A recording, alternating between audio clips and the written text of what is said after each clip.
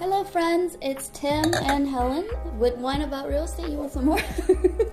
No? I've been drinking.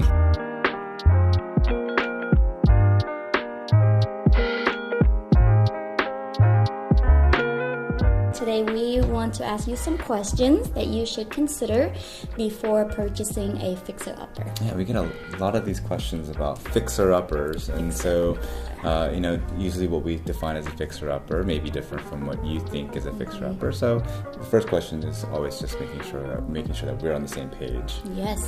As again, what does a fixer-upper mean? What is a fixer-upper? It could be a house that needs to be demolished, or it could be a house that needs some touches and put back on the market. Yeah.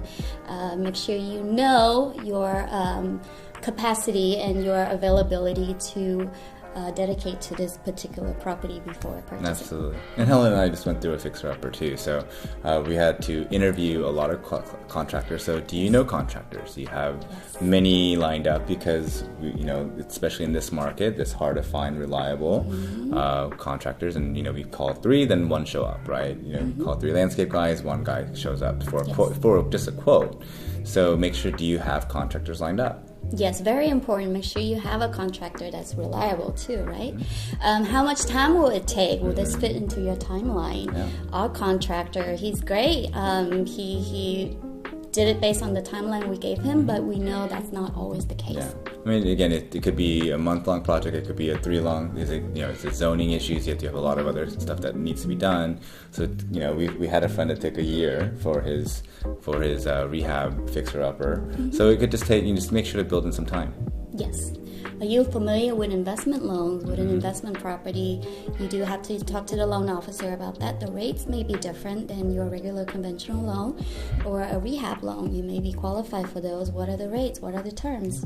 Talk to your loan officer. Yeah, and you may have to go with a lot of fixer-uppers. If it's a true fixer-upper from baseline 0, you may have to go get a hard money loan. So those rates are much higher. So you have to take into account for finances and stuff like that. Yeah. Speaking of finances, are you planning to flip this home to sell? Are you going to rent it out? Would the money make sense for you? Would the margin be okay?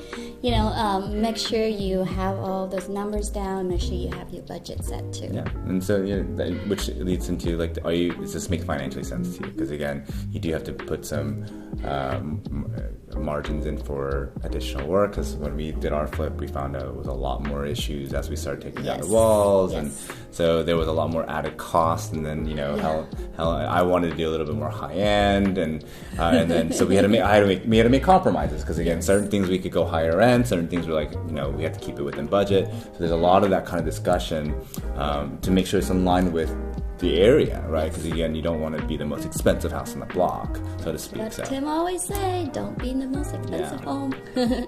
But we're here to help, right? We're here to help. If you have any questions, if you see a property you like online, just let us know, and we can give you the comps and the numbers to help you out with that. Sounds good. All right. Cheers. Bye, guys. Bye.